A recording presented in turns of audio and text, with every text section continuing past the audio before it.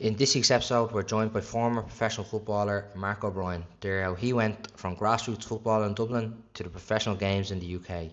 Mark takes us through the full journey from early trials and academy life to the personal highs and lows that shaped his career. Whether you're curious about what it takes to become a pro footballer or you're drawn to powerful stories of setbacks and comebacks, this one's for you. This episode was brought to you by Top Drawer Talent, the supply chain and procurement recruitment specialist. Let's get into it. Here we go. Mark, what are you at nowadays? You've got a colourful past. Yeah, no, nowadays, like retiring from football 5 years ago, like everything has just been a bit of a whirlwind for me. Like I've done a book for myself about my life. I've been and done loads of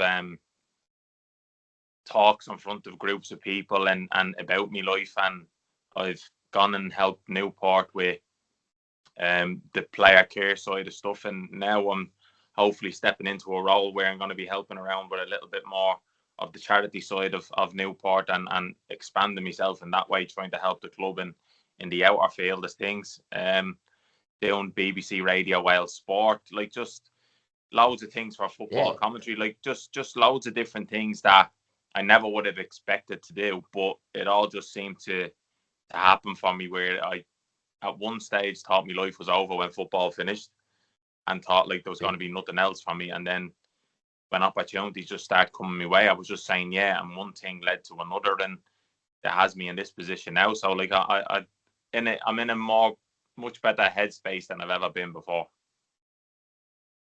Yeah, all right, class. And like from a young age, right? Did you know that you wanted to be a professional footballer? I'd say probably from the age of 10 or 11, like I knew then I wanted to be a footballer. But growing up, like I was just someone like on the streets of Dublin, like just running around with a ball under my arm, or I'd go play rounders, or I'd be on a skateboard with my friends, and you were just doing that and everything. And that for me was something that's a proper childhood, like, because I didn't know that I'd love football. I went up and just trained with Cherry Orchard one evening, because my brother played for Cherry Orchard 2 years older than me. So I wanted to just go and kick a ball around, and my dad let me go train. And I was only 6, and I remember the team that I trained with. My dad said, "Look, he's only up here for training. You can't sign." I went and I apparently trained really well, I got told. And then they wanted to sign me at the age of 6, and I was like, "Yeah, I just want to go up and kick a ball around." And then the next year after that, I signed for Cherry Orchard. And then it was like I'd play football, but it was never like a mad passion until I got to around 9, 10, 11. And then when you started to do really well and things started to go well, and you could start to know your position and know what you're good at and know what you're not good at, and all these different things, that football was the only thing I could think of and speak about. Like anything to do with skill, it was always the same. Like I'd write stories about football. It was always just football or nothing for me, and that's all that I ever wanted. Yeah. What was school like for you? Like, did you enjoy school, or was it not for you, or like secondary school more so than primary school?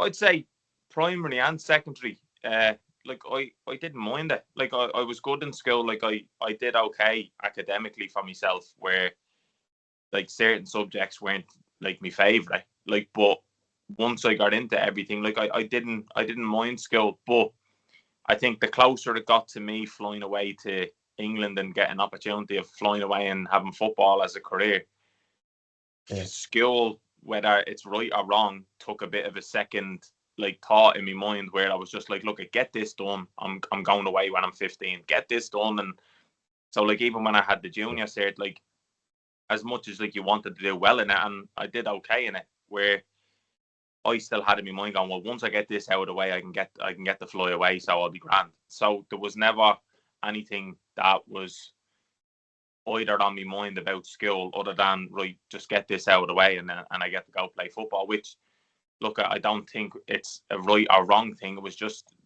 the way I seen it, because I knew I had the opportunity of flying away. But maybe if things were different, I might look at it differently, if that skill probably is a little bit more important than what I made it out to be.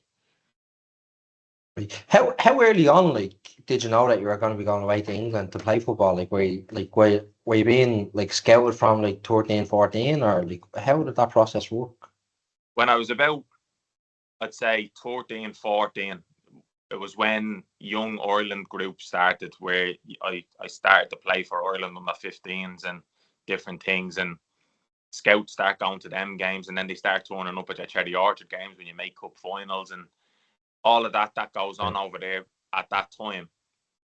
I actually was getting scouted by, I remember I went on trial for Blackburn, Rovers, Man City, Liverpool, and then I flew to Derby County. And all of those things where the clubs wanted me back and they were happy with what I'd done over there. Now, there was nothing ever guaranteed, but it was when I went to Derby and I loved every minute of it.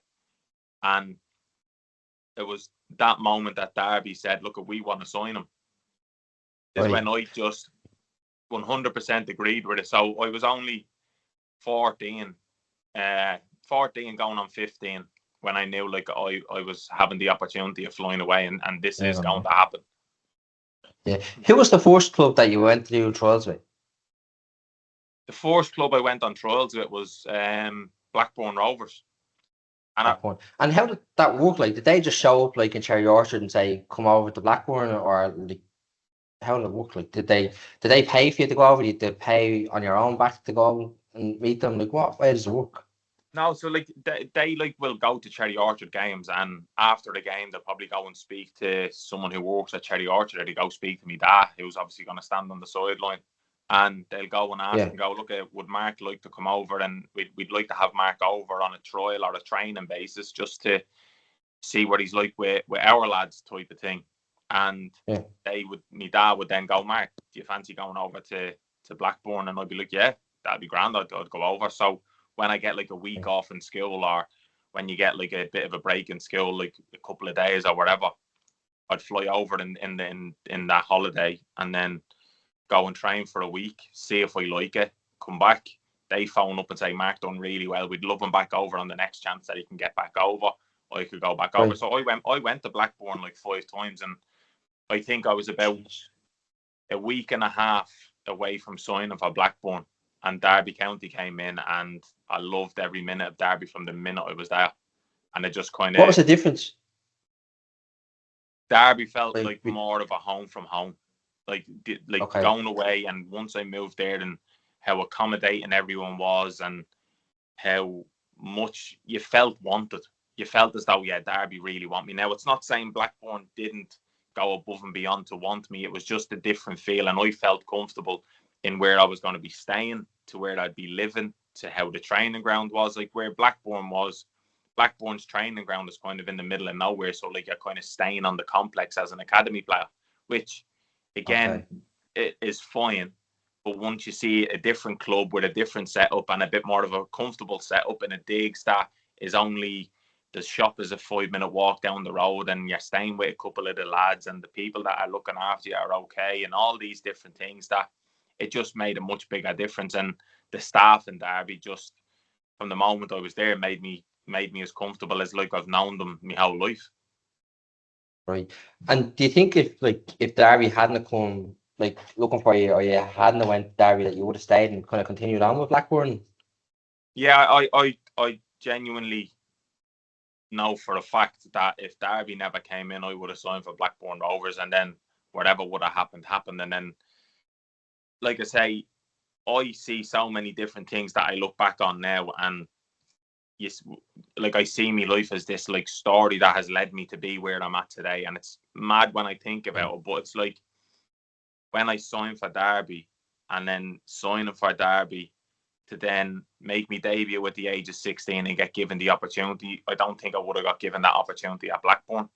And then all of a sudden, you make a debut, you get the heart issues, you have open heart surgery. Where would Blackburn Rovers keep me on if I had those heart issues, or would they just get someone else in because it's a higher ranked club than what Derby would be?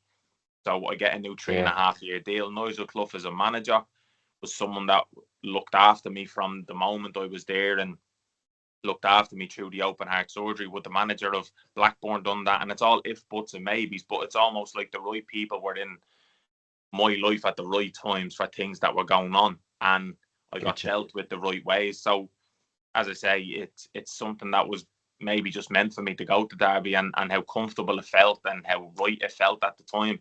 Like I'll Yeah. never have a regret. Yeah, no, definitely. And like, what was the conversation at home, right? Like, because you were young, you would have had to leave school. Like, what was the conversation at home about you leaving school to go play football full time and chase this dream? Like, was it a tough conversation, or was there like back and forth, or was it a very easy decision? It was a very easy decision because my mum and dad were never parents that would stand in me and my brother's way. Like they never pushed us towards football, but they would never drag us away if they didn't think it was right. It was almost just kind of like, well, if this is what they want to do, they'll go do it. So they were Yeah, supportive in everything that me and my brother done. So when the opportunity came to sign and move away, obviously for an Irish man, it felt like the end of our world because our yeah, youngest son is moving away, and like the babies have left the nest type thing. And yeah. At it, 15 as well, like it's quite young. yeah, and it, like that's the thing, like leaving school. But because when you go over there, it's not like just football 24/7. So once you're still in the academy, you still have to go to college once a week. So you still have a little Oh, bit of okay. schooling while you're there. Now it's not major, but it's something that you still do certain levels and you do certain GCSE things, and there's so many different things that you can then expand from that. Let's say the academy or the youth system. You don't break through to a force team by the end of your contract. It's almost then right. Well, then you can carry on from the basis of education that they've given you there to then progress onto something else. So it, it's a good process that they've got with it. But even in my mind, once I was going over there, like there was nothing going to stop me being a professional footballer. Like I just had it set in my head that this is all I want to do, and this is what I'm going to make happen for me. So leaving at 15, honestly, I could have moved halfway around the world, so it wasn't difficult for me.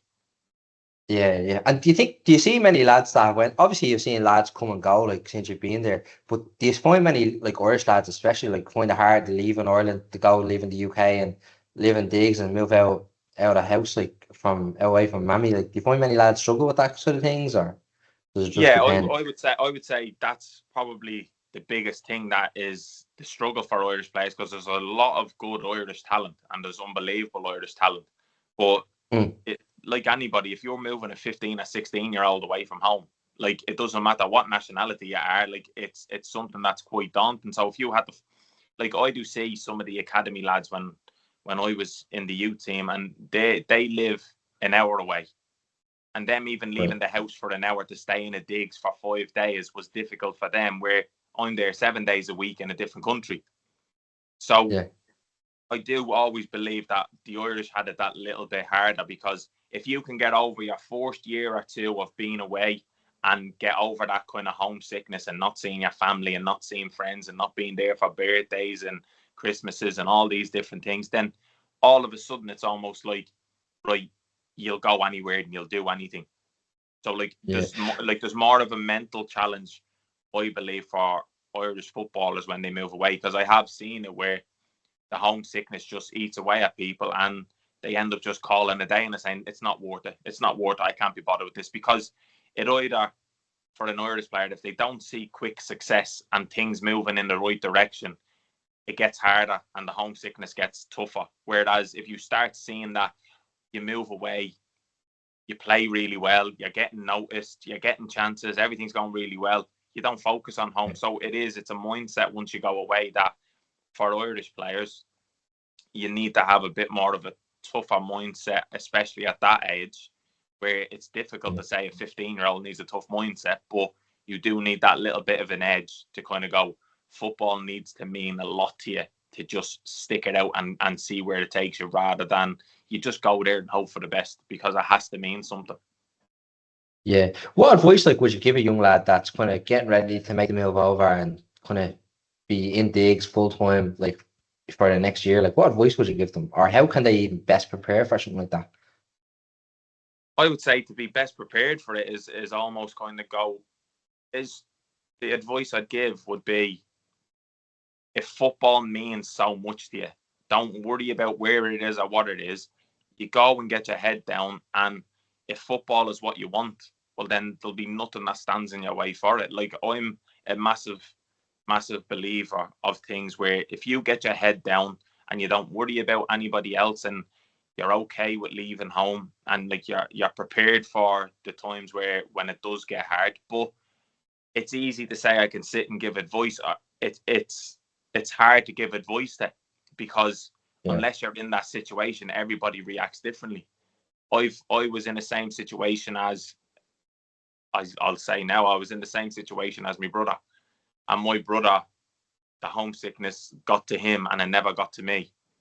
And he ended up leaving, and I ended up staying. And it's all down to that way where I stuck it out that little bit longer and gave myself an opportunity. And unfortunately, he wasn't somebody who could do that. And that's where I say that people react differently in those situations. So for any young kid that goes away and wants to live in digs, you almost have to fully commit to it and give it your everything through the good and the bad.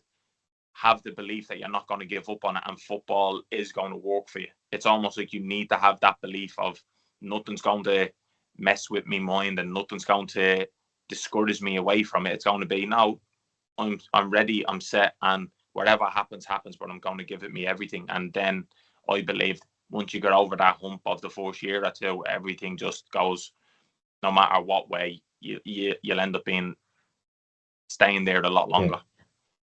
Okay. And what's the digs like, right? So is it like a room in the clubhouse that you're staying in, or is there like families that like kind of offer a room to rent to the club and you're kind of staying with a family, or are you like in with the team and other lads off the academy? Like, how does that kind of sort of things work, the accommodation? In all fairness, it's both ways, because they accommodate. Right, okay. They accommodate the players that might like the family feel, so they get incorporated with a family, and those families that are giving up the houses for that will go, yeah, look, we'll take one of your academy lads in, they'll be part of our family. So if a player is really struggling and, let's say, like, loves the whole family feel and wants to be part of that and doesn't really integrate with the group, as in likes to be around loads of people, you'll go in with a family, and then they'll accommodate that. And there's other lads that will stay in a clubhouse where 2 people look after, and there could be 7 lads staying there, and all the lads stay together, and it's laugh and banter and jokes around and mischief, all sorts going on. And so, like, I had the opportunity of staying in both. So, like, I remember I stayed in the digs, and I was there until I made my debut in the first year. And then the second year, once I had the open heart surgery, I got moved into a house. So it was a lot more family orientated, that I could be looked after that a little bit more, and different things like that. So I got to see both sides of it. And honestly, it's one of the best experiences, because what you miss out on with your own family, it's hard at first, but then you almost, like, you feel awkward because you feel as though you're imposing on someone else's family.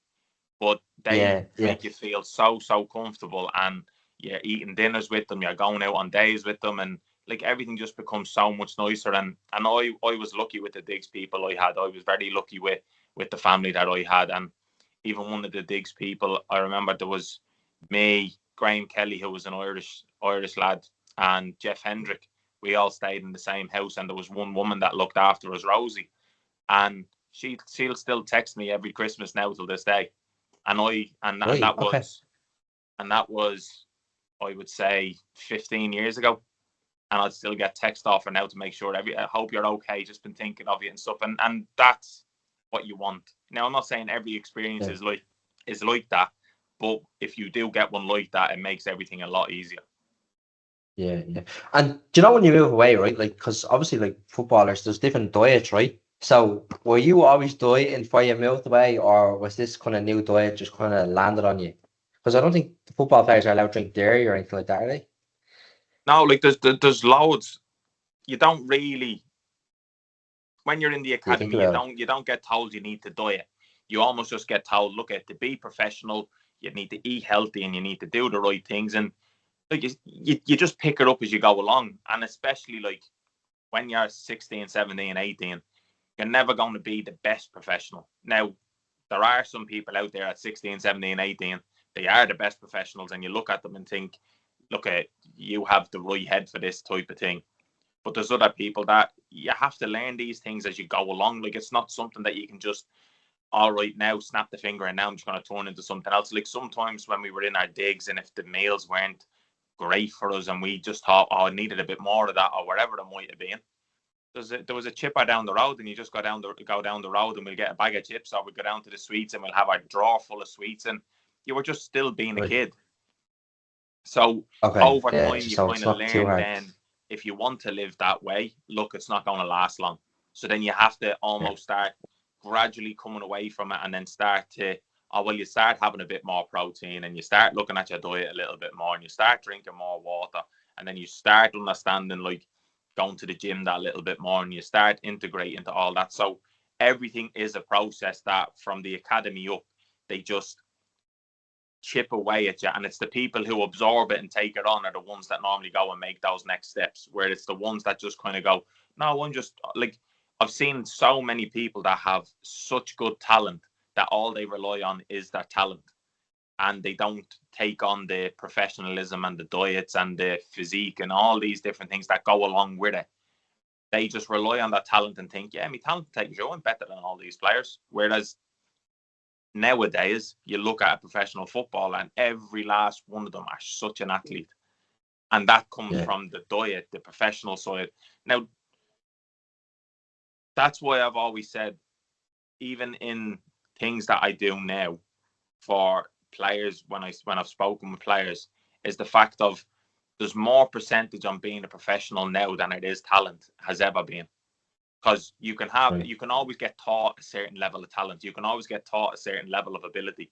But to be an athlete and to have that mindset and that discipline of being able to do it day in, day out and work till you can't work anymore, like, that is almost like the key to success nowadays. Whereas before, and going back years and years, when you had a level of talent, like, as I say, you can talk about Paul Gascoigne's, Matt Letizier's, all these people that, like, don't really look like they can move around too much, but unbelievable talents. Whereas you didn't need to be an athlete back then. It was all about your talent. And now all of a sudden it's about, no, talent will take you this far. Being an athlete will take you here. And then when you marry the two of them, you've got yourself a Cristiano Ronaldo and you're making millions.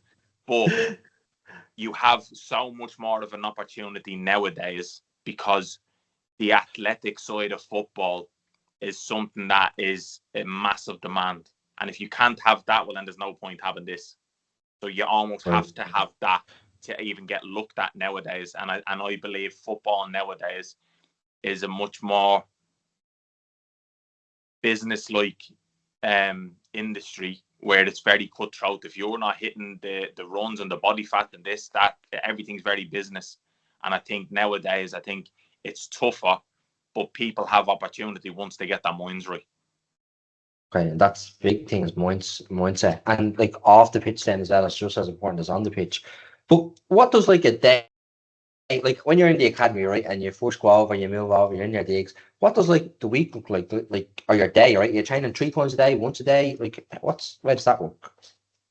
Usually it's once a day, but when you're in the academy or when it's pre-season, it can be twice a day, where you train in the morning, you go in, have your lunch, and you're out doing weights in the afternoon and type thing. So there's loads of different things that happens, but usually you would train Monday, Tuesday, you might have a day off Wednesday, you'll be in college on the Thursday, and then you'll train Friday and you've got a game Saturday. Like, that's how a normal standard week would look. Even when you're with a senior team, that's normally how a standard week looks, where you'll get one day off in a week, and then every other day you're training, and then you'll play a game on a Saturday. So I'd say when it's pre-season, you'll go in, you'll run in the morning, and you'll do like a tough session in the morning. You'll come back in, then you'll do a little bit of football as well as a gym session for an academy player when you're going through that system. And as I said, all of these things are like small fractions of what a first team will be. Like, this is like the teaching tools of, this is how hard it is, and this is full-time football, and this is professional football. So they try and make it as professional as possible, because then when you do make that step and you do step in with the professionals, this is a everyday requirement. This isn't just a pre-season requirement. This is an everyday thing now. Where pre-season is tough, the force team training sessions on a normal day are just as tough. So they just try and build you. And as you say, it's hard to get used to when you first move away from Ireland, because you come from Cherry Orchard where you train twice a week and you play one game on a Saturday. So it was always hard to get used to. So it was almost like you just had to dive in, and your legs would be killing you and your body be killing you. But they make account for that, because like they're not naive. They're not going to sit there and go, well, why isn't he doing really well? Not like they know, like he's coming from the background of doing 2 days a week, and now we're asking him to do 3-4 days a week and play a game on the Saturday. So, but I just loved every minute of it, every single minute of it, even as hard as it was. And don't get me wrong, I was never one to love pre-season, and I hated pre-season, but I just loved the fact of being out on the grass every day. Like that to me was, I knew I was in the right job, the right way of being. Like I knew that this was for me, because going out every single day at training, me legs might be sore, but I just thought, you know what, like this is all I've ever wanted. So like I'm gonna love it. And even through tough days, you do doubt that, and you go, oh, like we lost on Saturday, or this is wrong, or I've got an injury, and you do doubt it. But when I used to strip it all back and just think, no, but this is what I really love. Like football is what I love, and it gets you through them things, because it's still that fire inside you that you just don't want to go out. Because football, especially when I was that age, just like most kids nowadays, it was just me everything. Yes, you just know that's what you want to do. And how often or how regular, like, then is your performance being assessed, right? Are you sitting down like once a week or once a month to be assessed? And can you be dropped at any point, or do you have a contract then that you're here for 12 months and it's up to you to make the most of it and you don't get re-signed in 12 months? Or is it like if you're not hitting the mark like 3 weeks or 3 months in a row that you can be dropped and sent home? So when you start in the academy, so when you're 16, you're a schoolboy. So like you're still in school, and you'll train twice a week or whatever it might be. And then they will assess you at the end of it under 16 season and look at you and go, right, we're going to give you a scholarship, which is a 2-year contract. So with a scholarship, you'll get 2 years to hopefully then in that 2 years, you do really well and you break through to a force team. Like that's the process of it all. Like you go from schoolboy to a scholarship to a pro, and then pro hopefully to the force team. So that's everybody's dream. So like when I flew away, it's like with Irish players, they give you a little bit more of a guarantee. So it's almost like I had a 2-year scholarship with a 1-year professional contract. So like I had a 3-year deal. Anyone who flies over from Ireland, you kind of get given that opportunity, because you're not a local lad. Like they're taking you to a different country, and you get a little bit more security with it. But just because I'm guaranteed to have that pro contract doesn't mean, all right, well, now I'm a pro, everything's great. It could be I could have the worst 2 years of scholarship and they won't even consider me for the pro. So even though I'm on a pro contract, I could still be training with the under 18s because they don't want me.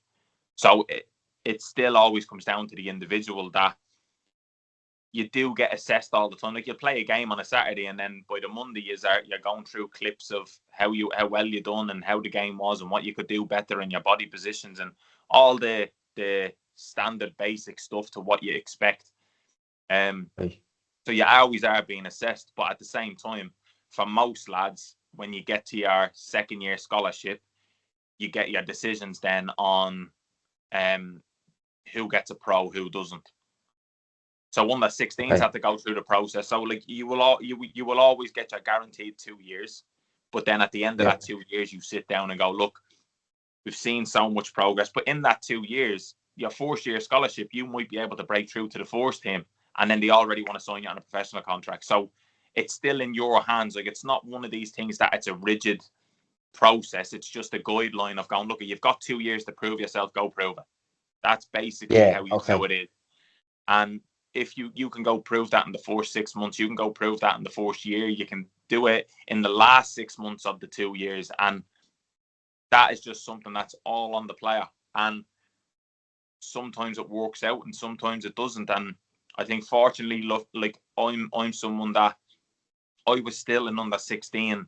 Like academy player when I flew away, and by the end of that season I made my debut with the first team just because I done really well in opportunities that were given my way, getting to play with the under 18s, and then someone got injured from the under 18s when he was meant to be in the reserves, and I got asked to go into there, and then I done really well there. Right. And then once I done really well there, Nigel Clough then spoke to me parents when they were over and said, look, we're going to have Mark with the first team. And then all of a sudden I was there with them for a week. So it's almost like everything happened, but it doesn't have to happen just to kind of be, oh, well, Mark still has a 2-year scholarship, so we'll leave it with that. But what happens is they can then give you the opportunities of going, yeah, you're with the first team doing really well. But in that process of what happened to me was I'd be with the first team. And if things are going really well, then all of a sudden I'd go back playing with the under 18s because I'm still of age. It's almost like they try and keep your feet on the ground. Like, if you're that way inclined to get carried away with yourself, they are very quick. Well, Nigel Clough was, as a manager, very quick to put you back down. And that was just something where, yeah, it was almost like you'd alternate between the two. And as you say, it's more out then to build character and see what you're about as a person. And there's a lot of different little processes, but I'd say in the best way possible, it's a scholar. It goes from a schoolboy to a scholarship to a pro, and then hopefully that pro takes you to the rest of your life or your football career. But the one thing I was always told by my cousin, who was playing professional at the time, was it's easy to get over there. He said it's harder to stay, and he hit the nail on the head for me. Yeah, it's because it's tough. I'd say it's tough, like being away from home and all, so young, and then kind of constantly like you're in competition with everybody, even on your team, to stay till you make that like professional debut. But going all the way back now, because I know we've skipped ahead, right, and you've kind of had your own kind of like troubles, but the interview process to get through, obviously there's trials, you pass trials, and then you do a medical. Is that the next step then before you get the shout to kind of head to move over? Is the medical all done before that then? Or? No, like I think that's the process, I would say, probably more in line now. But usually when you flew away at the age of 15, it was flying over after having your trials with the team. They wanted to sign you, you'd sign the contract and you'd move over. Now, I think because I was only 15, I wasn't of age to be able to have a medical until I turned 16. Okay. So I flew over there. I think the way they explained it to me, it was 7 months sooner than I should have until I turned 16. So while I was there, I was still training with Derby's academy team, the under 18s, but I wasn't able to register as a Derby County player until I was 16.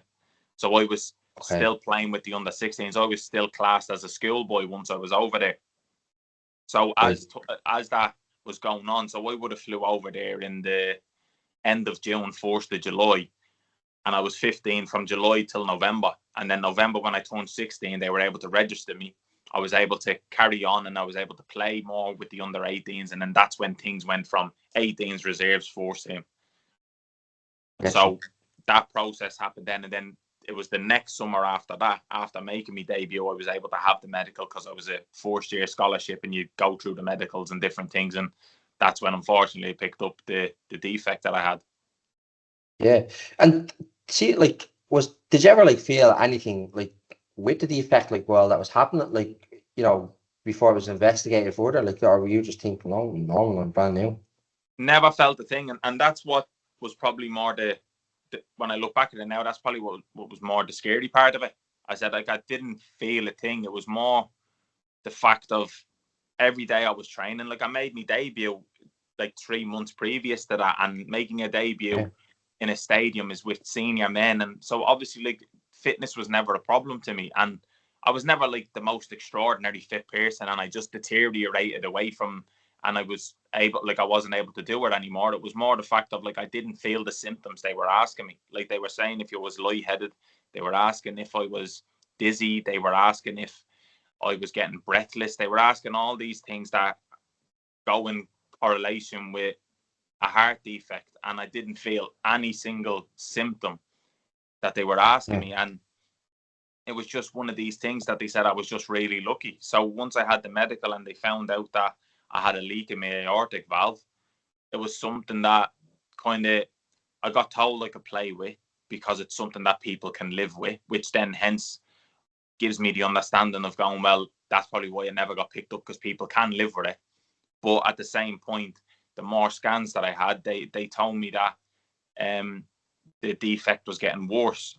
And what turned out to be, you won't need an operation for another 60 years, went into 30 years. And then when I go for another scan, what 30 years turned into was 10 years. And then what 10 years turned into was me calling me ma and dad over with the Derby physio. And we all had to go to a hospital for a surgeon to tell me I needed an operation done that year or I was going to die. And the turnaround from all of that was, it just didn't feel real, because again, with football being everything from me, it just didn't seem real, because I didn't pay attention to getting told I was going to die. I paid more attention to when he said to me, Mark, look, your heart is 3 times the size of what it should be. And for someone of your age, you need this operation or you're going to die. And when I asked him, can I play football? He said, you'll probably be lucky to play down the park with your friends again. And that killed me probably more than hearing that I was close to death. And that to me was just something that was hard to get my head around. But he went through the procedures that we could have done. And the minute there was an opportunity of saying, Mark, look, if you get this valve, which is at the time a pigskin valve, they said everything of the above,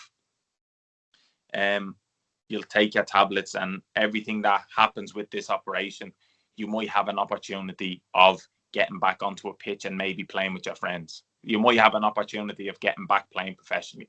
Like the whole professional thing of a day in, day out consistency, high level training, he said probably never going to happen again. That probably won't ever happen again. But this operation will give you an opportunity to see where it takes you. But he said, we are going to tell you that we had a girl in who was a gymnast, and she went back to being a gymnast, and within 18 months the valve failed her and she had to go back in and have the operation again. So they said there's not a guarantee. He said if anything, it could last you up to a year to a maximum of 5 years. But he said there's no guarantee you'll ever play football again. And when I got told there's no guarantee, but I took it as there's a small glimmer, so I'm going to give it a go. And I went straight away for that operation. And the operation took 6.5 hours long. And that happened in that October. So even in that October, I remember Derby and Nigel Clough, because I made my debut, they gave me a new 3.5-year contract. And that in itself was almost a sign to say, look, take your time with the recovery. We'll be ready when you get back, and we're giving you the opportunity because we think highly of you. And if it wasn't for Nigel Clough and Nigel Clough as a manager and Derby as a club, I wouldn't have had a career, because they gave me an opportunity that changed my life. And Derby as a club paid for my operation, and Nigel Clough as a manager stuck by me through it to give me a chance to get back playing again. And that is something that I'll always be thankful and grateful for, because if it wasn't for that, I probably would have never played again. Yeah. What was your off the pitch relationship with Nigel? Like, was it a good relationship, or was it just like he sees you when he sees you, he says hello and gets stuck in, or like did you have like a personal kind of relationship with him? Yeah, I'd say I had a good relationship with him. He was someone who, again, keeps you on your toes more than anything. Like he's someone, when he walks into a room, Nigel Clough is in a room. Now people have said how his dad is, and people have spoken about his dad, and you hear the stories of his dad from all the past players, and some stories that I hear, I'm like, that's exactly like Nigel. That's exactly like his son.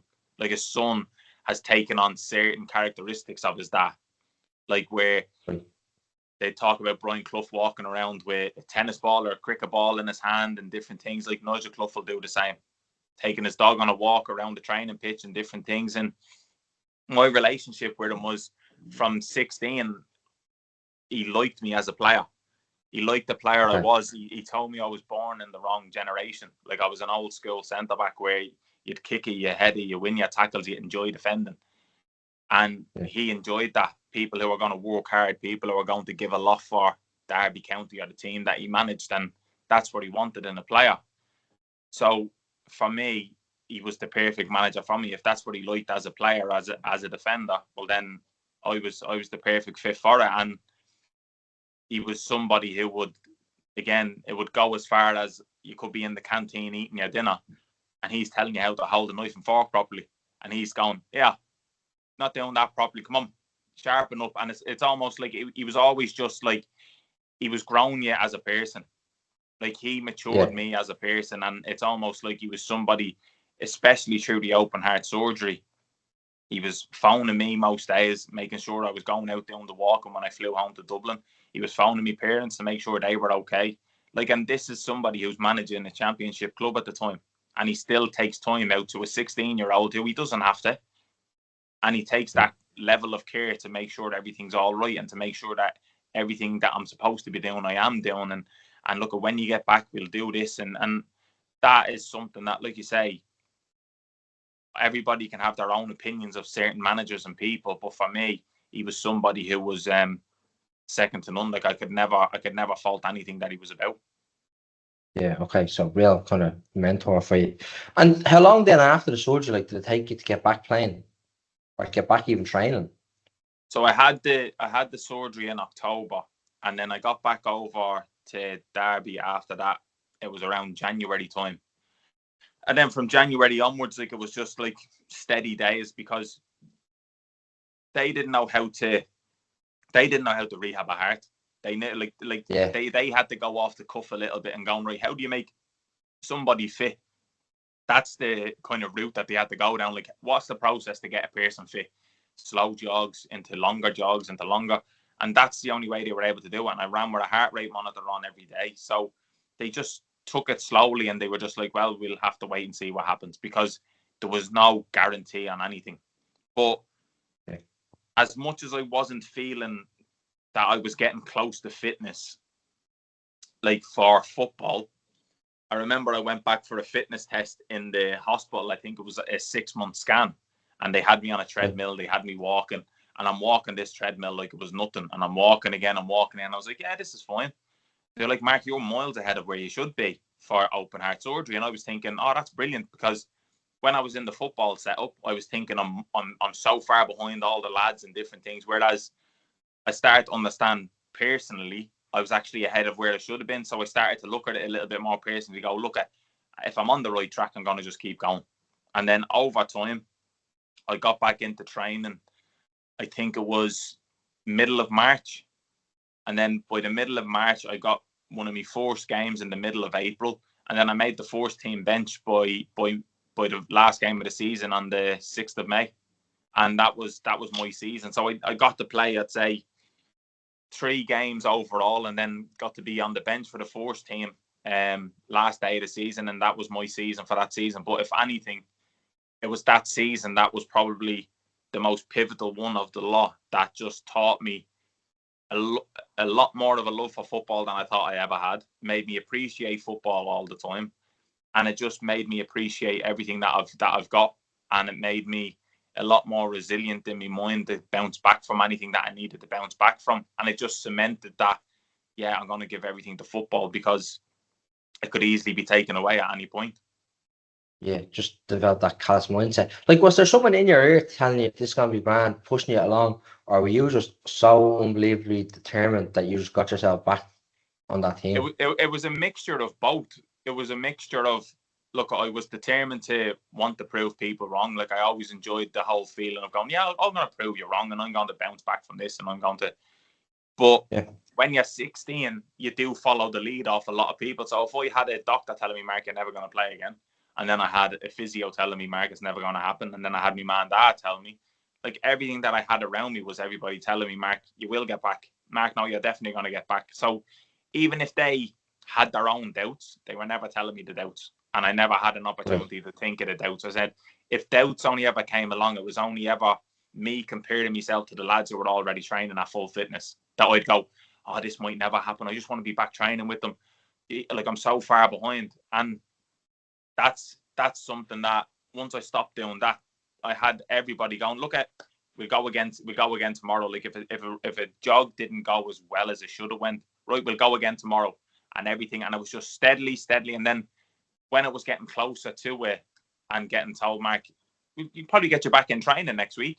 Now, don't get me wrong. I'm sure there's a lot of people that held their breath, and there was a lot of people that thought, oh, here we go. But once a ball was there, and my dad said the same thing. I remember my very first game back was playing against Man United on MUTV against Man United's under 18s, and that's like Paul Pogba, Jesse Lingard, and all people like that team. Serious players, yeah. And that team, when I went out and played, like my dad bought MUTV back at home just to watch the game, just to see what Mark's going to be like when he gets back. Yeah. And I remember he spoke to me, when my ma told me this afterwards, after the game. It was like the first 10 minutes of the game, a ball came across and I'm throwing myself in front of it and I get up and win a header, and my dad goes, yeah, he's fine.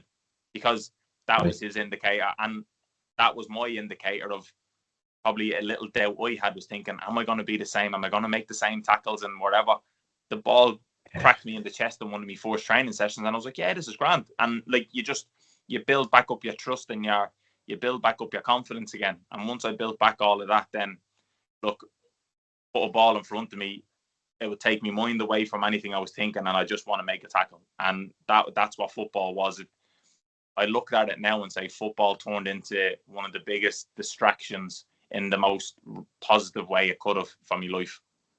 Yeah, it's brilliant. And do you know what, right? You see, like the Irish Olympic boxing team has like a sports psychologist, and like different Olympic athletes have sports psychologists. Well, certainly that sort of things like in the club, or does that even exist in football? It exists a lot more now in football, because I think what I said at the beginning, that football is turning into understanding that it is a massive mindset that's needed to make it to the top levels and be at the top levels. It's not just about talent anymore. It's about even having one of these people in for the fact of social media is much of a brain killer and a mind, like messing with your mind type thing that goes on nowadays, that you do need to have that right mindset, because you're going to get criticized, you're going to get ridiculed, you're going to get everything thrown at you to throw you off your stride. And that's why I look at it now and say that people like that are coming into football so much more. And if it's not in a club, there's people seeking it out personally. So either way, it's in football a lot more. Whereas before, it probably wasn't in football half as much, because football was very the old school way of just get on with it. Look, get your head down. You'll be grand, just get on with it. What, you got injured? Look, just get your head down, get on with it. And you kind of had to learn for yourself. Whereas that mentality takes you far enough, but also you hide a lot, and you hide away a lot of what you genuinely are feeling, because you think nobody's going to listen to that. They're going to think, they're going to judge me on it. The manager's not going to play me. If he thinks I'm mentally not right, I have to keep telling them I'm okay, even if I feel at my worst. And even if I am homesick, I can't tell anybody, like that type of way. Whereas now, it's almost like accepted to kind of go, yeah, no, look, I am feeling the way that I'm feeling, but I'm working on it. And my mindset is getting better, and I'm going to handle it a lot better. And once my mind is bulletproof, there's going to be nothing that stops me. So I think in football nowadays, it's a massive thing.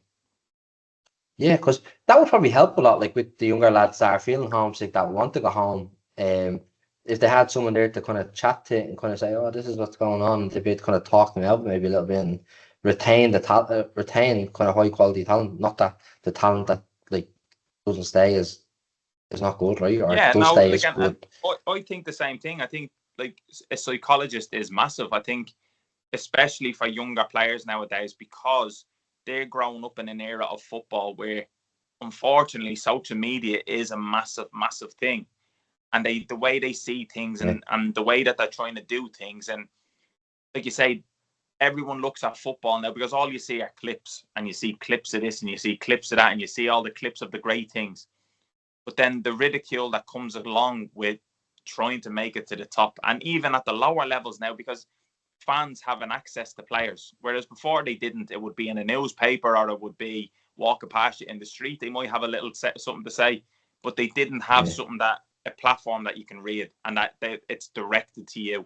And nowadays, when you have that, like you say, your mindset comes into an awful lot more because your whole life is out there. Like there's not much privacy anymore, and to try and keep that side of your life private is quite difficult because it only takes one comment, one something, one little bit of negativity towards your way. And if you're not having the best of days because you might have fallen out with a girlfriend, you might have had not a bad night's sleep because you've got a baby, any of them things, all of a sudden could just set you off. And then all of a sudden you open up a can of worms for yourself because of that one comment. Whereas if you're working with a psychologist and all these different things that teach you certain ways to deal with things, as you say, it's only something that's going to enhance you and benefit you than it is that's going to hurt your performance. So I always just think nowadays it's more important more than ever. Yeah, no, definitely. Like, and then off the pitch, right? Like, so obviously, right, you got back playing, right? But what's it like off the pitch then? Like, are you going out drinking then, like during the week or on like after a match, or is that like totally off the cards? Like, what about once I got back playing, and then once I broke into the first team and I'm 18 then and everything's going okay. Yeah, like you just do the norm. Like you go out on team nights out and you go on nights out like you're 18 years of age at the end of the day, and you go out and you had a game on a Saturday, you just won the game, right? You and a couple of lads are going into town and you're going to have a laugh. You fly away on different holidays with the team and different things. So that way of being, I think it's like, especially nowadays, probably it doesn't happen half as much because it is a lot more professional. Like I say, it's a lot more athletic nowadays. Yeah. It's kind of frowned upon a lot more, even though I believe that is a level of togetherness. You get a team, you get a real closeness with a team when you allow them that little bit of leeway to go on a night out and to go and do certain things and to go and have a laugh and do team bonding things. And because there's so many iPhones nowadays and there's social media, like you couldn't sneeze without someone going, oh, someone just sneezed on my shoulder. Oh, look at Ronaldo just sneezed on my shoulder. Like all of a sudden that's like world news just because of one thing. Like that doesn't happen anymore. Or that didn't happen back then. So if you went out, now I'm not talking about like on some sort of dinosaur, I'm only 32, but I mean when we went out, like phones were never really, we're taking it out and we're recording everything. It was almost like you'd go out and you'd talk to someone and that's all that it ever was. Like Instagram or Twitter and different things weren't massive, weren't only just beginning back then really. So that for itself, like we were able to have a laugh and we were able to go out and do them things. And sometimes if we were injured, we went out 1 or 2 times more than we should have. But like you say, you're an 18-year-old living away from home. Like you're just learning. And I'd say I'm better off making the mistakes that way, learning that way, than never making the mistake at all and not knowing like what it was like to do these things and to actually enjoy it, rather than just thinking the way things are now, everything is turning very robotic. Yeah, it's strange. But you had a good run at it, what? Like a 10-year run, was it? Like I had an 11-year. Yeah, like I had an 11-year run at it, and that was something that no doctor ever gave me. Like I had a scan every single year at the end of every season to tell me if I'm allowed to play the next season, because they never knew how long it would last. So whatever season I completed, that could have been my last one, and I would have never known until I get that scan. And once that scan would come back clear, I'd go again the next year and then do another full season, and whatever happens then, right, I go again. And that's the way my career was. So that's why I think the operation at 16 added a little something to me to make the most of every year, to give everything to every year. And because I was able to do that, maybe that's why I got the best out of a bad situation, because I just lived it to go, well, look, it could be taken away this year. I'm going to give it everything. Now, I had tough times through it all, where I've had certain injuries and I've had bad injuries and managers not wanting me, like all of the normal football stuff I had along with everything else. So I got to experience a lot. I got to have a decent enough career that I got to do a lot in, and I'm proud of it. Like I don't look back with a single regret. So But what a doctor told me at 16 that it would never happen again, to say I got 11 years and over 200 professional games and different things. Like I can't throw my nose up at it. Yeah, no, it's unbelievable. Like, it's brilliant. But out of all the clubs like that you've played for, like, do you have a favourite, or is it still Derby, or is it Newport now? Because that's kind of where you still are. I only had this conversation the other day with somebody because they asked me the same thing, and for two different reasons. Like, Derby will always be close to me because it was my first ever home from home. It gave me an opportunity at a career, and it gave me an opportunity at a life, and they stuck with me through one of the beginning of a very difficult thing with the first ever open heart surgery. But Newport just as much stuck by me through my open heart surgery and gave me some memories that I'll never ever forget, from my very first ever professional goal in the situation that it happened in. Then getting to captain them to Wembley, getting to a fifth round of an FA Cup, getting to just make so many memories and great atmospheres, and just the excitement that we were able to build as a squad. Like, what we had here was something special. And sometimes I look at it and just think, look at when it's only when you come away from it do you realise how special it actually was. But Newport as a place, as a community, is so similar to Derby, where Derby is a place where it's a very fans and club and everything are together. And that's what builds the momentum, and that's what builds the atmospheres, and that's why you see them get so much support. Like Newport, when you get the right remedy of everything, and the fans, the community, everything all together, this place is special. Like, I've seen where when I first signed here and I wasn't in the greatest of circumstances, they were getting 1,500 fans for attendance, and the stadium was empty. But again, the fans turn up even for 1,500 for how the situation was. They were 11 points at the rock bottom of the league. Like, they were 11 points from safety. So to even get 1,500 fans was still unbelievable. But to go from that end of January till the end of that season in May, and then on that last day of the season, 7,500 fans turn up to support on that last day for everything that went on to not be relegated. That in itself was just right. That was the eye opener to go, that's what this place can be. And then over the years of getting Tottenham, Leicester, Leeds, Middlesbrough, Manchester United, Manchester City, like all these teams that were coming down to play against us, but people have that feeling of going, yeah, look, we've got a team to be proud of. And that, to me, just makes this place feel like another home to me. So for two similar but different reasons, where Newport gave me another chance at life away from football, but as well as that, they gave me so many unbelievable memories in my career through football and different things, and the community themselves and the fans have supported me through everything. And Derby, on the other side of that, is just something that gave me a beginning at a career that maybe another club maybe wouldn't have gave me. And it was my first ever home from home, so I'll always have a place for Derby and Newport side by side in my heart. Yeah, no, that's brilliant. That's it's class that you had those opportunities.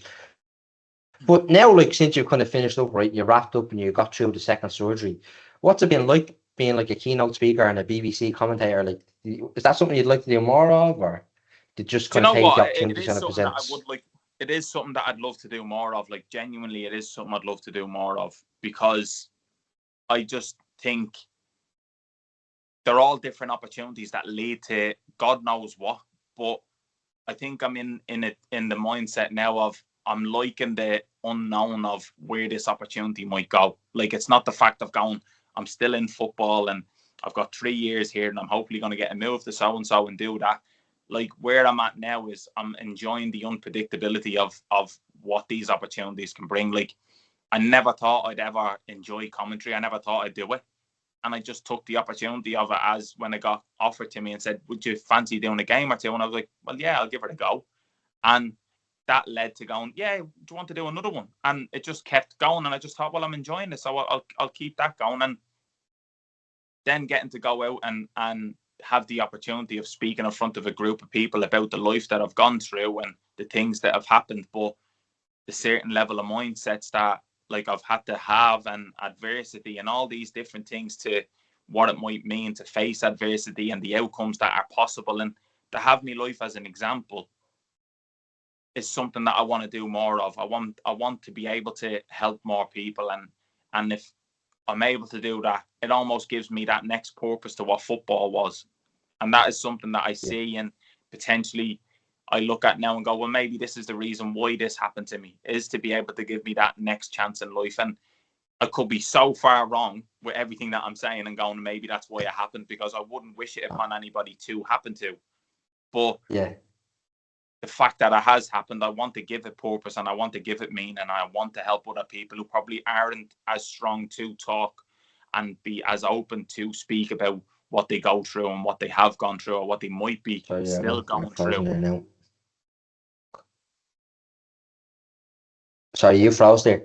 All I heard was that you want to give people an opportunity that that want to talk or that can't talk. Yeah, and I just want my life to be that example to people, to show people that it is possible, that anybody can do it. Like, I'm not some superhuman special Irish bloke that has all these powers that gone and like that has gone, and it's only because he was born this way this has happened. It's almost like I'm trying to be the example to show people that anybody can do it, but you have to do it in a way where you just build your confidence back slowly and you build your mindset back slowly, and your perspectives change on certain things and you see things slightly differently. But over time, when you have that belief that you're going in the right direction and you start caring less about what the outside world think, and you start caring less and you start surrounding yourself with the right people because you're actually being yourself.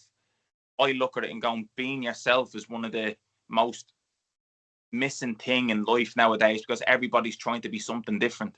Everybody's trying to be something that, oh, well, that person done it, so if they feel great after doing it, well, then I'll do what they'll do, but it mightn't suit me, but I'm going to try and do it anyway because it makes them feel great. Whereas I look at it now going, if somebody is just being the individual, authentic self, that they don't have to worry about what someone else might think of that, the right people surround you because you're being you, and the right people for you then find you. And that's the way I see it, that if my life can show people that look at, I'm not this footballer that I'm just surrounded by football and I was lucky through all this. Like, I've had to work hard for all of this, but to be where I'm at right now and to be where I'm at in life, it's not because of somebody's helped me along the way or somebody's given me these powers. It's always just been the fact of going, anybody can do it. You just have to find that feeling comfortable in something that right now feels uncomfortable for you. And then as you do that in time, it gets so much better and easier for you. Yeah. And look, what kind of event, right? Like, are you speaking at now? Like, are you like speaking in front of like whole stadiums or boardrooms, or like are companies contracting you in to talk? Like, what way is it working for you, like as the keynote speaker? I think for now it has only been, I've gone to some schools, I've gone to some universities and different things, and it's only ever really been small type events. I've gone to some young, there was a career day or an open career day for academy kids, and I went and I was one of the talks and the speakers there. So they've only all been small things along the way, which is something I say, yeah, I would love to do a lot more of it and get higher up in it and get better at it and on all of that. But like you say, things like that take time and opportunity and whatever might come your way. So I'm not somebody that like want the world at my feet straight away and like it has to happen. And I am somebody now that my life is, well, if that opportunity presents itself by a podcast I might do or someone I might meet or a thing that might happen, well then yeah, I'll want to do more of it and I'm open to it. But the difference of it all is now is I'm comfortable in doing it. Whereas before I was never comfortable in speaking, like you wouldn't get half a sentence out of me. And sometimes now you can't shut me up. Like they're the things now that I just feel as though there's a lot more meaning and purpose to everything that I do. That there's a reason why I've allowed myself to become comfortable. There's a reason why these things have happened. And now when I start putting all the reasons together, well then yeah, I do believe that being able to speak, and again, not just to football like-minded people. Like, it could be for anyone in their lives, because we all face the same things in depressions, anxieties, and PTSDs and traumas. Like, we've all faced similar things, and some are extreme and some aren't that extreme, but they're all the same feeling. So it's almost like trying to almost be someone as an example to show, well, your life, no matter what you do face, you can always still lead a normal, if not better life, by learning from it and taking things from it, than it is to let it bog you down and hold you down. Yeah, no, that you're right on the money there, anyway. And then, like, in terms of like Newport now, right? Like, do you see yourself like there forever, like finishing out your career, or like do you think you'll move to a different club, or do you even think you'll come back home and look at like League of Ireland or someone like that? Do you know what? I'm unsure on all of that, because I think the only way to answer it is, like, I'm comfortable where I'm at now. Like, I'm really comfortable in where I live and what I do and the club I'm at, and I'm happy being at Newport, because again, it is a club that I really, really love, and I've had some really great memories here.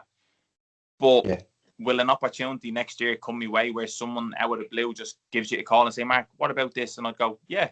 Like, anything can happen. And that's the way that I see my life at the moment, is that things happen, and for whatever reason they happen, but I'm not going to be someone just to turn a nose and think Newport's the only place for me, or Ireland's the only place for me. It's going to be, right, well, if an opportunity comes my way and it feels right and things happen in the right way, well, then I'm going to say yeah. So for a background context on why I think like that is more out of the fact of going, well, look, everything that happens in my future, I don't look at my future where I try and plan ahead and try and set an expectation and set a bar high.